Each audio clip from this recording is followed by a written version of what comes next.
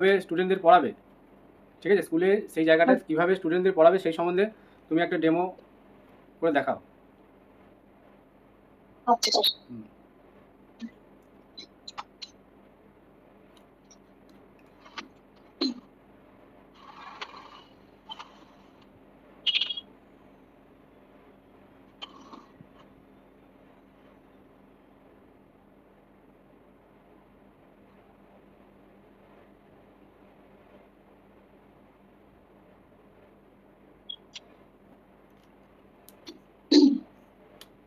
আজকে আমি করাবো ত্রিকোণমিতির যে sine square theta plus cos square theta সমান 1 সেটা কিভাবে আসছে সেটা আজকে আমি প্রমাণ করে দেখাবো। ঠিক আছে।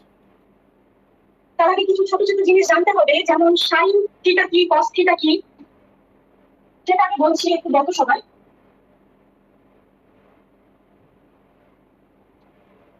এইটা যদি একটা সমকোণী ত্রিভুজ হয়, সমকোণী ত্রিভুজের এটা হচ্ছে 90 ডিগ্রি, আর এই কোণটাকে যদি আমরা থিটা ধরি, তাহলে কোণের সাথে যে বাহুর সম্পর্ক সেগুলোকে আমরা সাইন থিটা কস থিটা দিয়ে আমরা প্রকাশ করতে পারি। তাহলে সাইন থিটা আমরা দেখাচ্ছি এখানে। আচ্ছা, তাহলে আমরা একটু ত্রিভুজের নামটা দিয়ে নিই, এবিসি। এখানে এবি হচ্ছে লম্ব, আর এই লম্ব সাথে সাইন থিটা মানে হচ্ছে লম্ব বাই অতিভুজ। এখানে লম্বটা কি, তাহলে আমরা লিখি লম্ব বাই অতিভুজ। তাহলে আমি লম্বটাকে আমরা কি দিয়ে ডিনোট করতে পারি?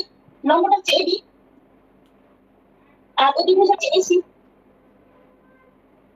তাহলে কস থিটা মানে হচ্ছে ভূমি বাই অতিভুজ।